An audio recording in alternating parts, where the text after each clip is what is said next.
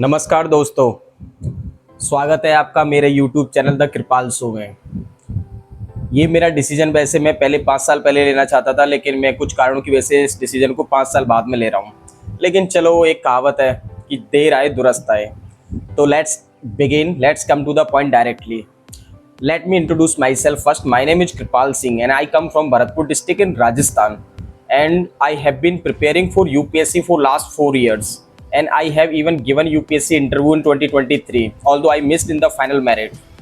So I mentioned UPSC in my introduction because there is a specific reason for this thing.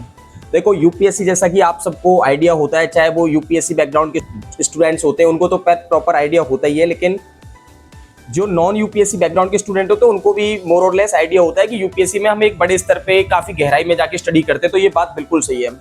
UPSC के syllabus को इस तरीके से wide हिसाब से डिजाइन किया गया है कि एक ऑफिसर को या किसी भी एस्पिरेंट को थोड़ा ब्यूरोक्रेट लेवल पे सोचना सिखाता है यूपीएससी का सिलेबस। चाहे उसमें मेजर सब्जेक्ट्स के तौर पे देखें, हिस्ट्री पढ़नी पड़ती है आपको, environment, geography, science, current affairs, international relation, economy. तो हम यूपीएससी की वजह से काफ़ी वाइड स्तर पे चीज़ों को पढ़ रहे होते हैं।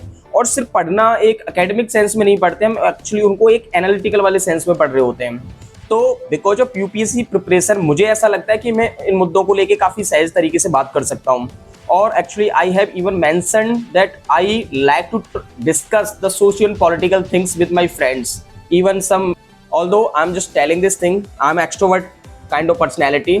और मुझे ऐसा लगता है कि मैं देश के जो भी जरूरी मुद्दे हैं, चाहे वो देश का इंटरनल मैटर हो, चाहे देश का एक्सटर्नल मैटर हो, चाहे देश की पॉलिटिक्स से रिलेटेड मैटर हो या देश के लॉ से रिलेटेड मैटर हो, या देश की फिलोसफिकल सेंस में बात चल रही हो या देश के स्पिरिचुअल सेंस की बात आ रही हो, या हमारे देश में करप्शन को लेके बात हो, या हमारे देश में पॉलिटिकल प्रॉब्लम्स को लेके बात हो, जैसे लैक ऑफ इंटरनल डेमोक्रेसी हो, या हम नेपोटिज्म पॉलिटिक्स में देख रहे होते हैं, या अलग अलग फील्ड को लेके एक इक्वल लेवल पे अपॉर्चुनिटी नहीं मिल रही होती है। The value of the constitutions are not observe on the ground. हमारे देश में 900 मिलियन स्मार्टफोन यूजर्स हैं। इसका मतलब ये है कि बड़े स्तर पे हमारे यहाँ पे सोशल मीडिया के कंटेंट को कंज्यूम किया जाता है। और तो मुझे ऐसा लगता है कि किसी भी मैटर को लेके अगर हम बात करें तो मैं उनको लेके बात कर सकता हूँ। जैसे कि अभी रिसेंटली आईपीएल मैच होता है और जिसमें आरसीबी 18 साल के बाद में फाइनल ट्रॉफी को वो जीत लेते हैं।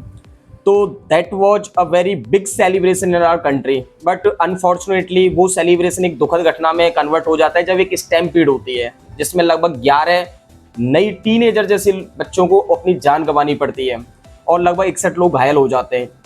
इस घटना के बाद क्या हुआ?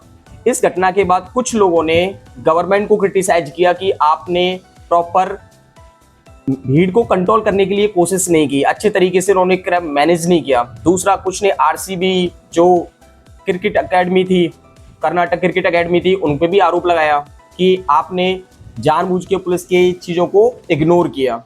तो कुल मिला के दूसरी बात ये भी है कि इस बात को लेके भी थोड़ा क्रिटिसिज्म हुआ कि हमारे देश में आईपीएल हो या क्रिकेट मैच को लेके हम इतने जुनूनी हो जाते हैं कि बाकी की चीज़ों की तरफ देख नहीं पाते। यहाँ पे कुछ बच्चों ने अपनी जान भी जोखिम में डाल के लोग 35,000 की कैपेसिटी में 1 लाख लोग पहुंच गए।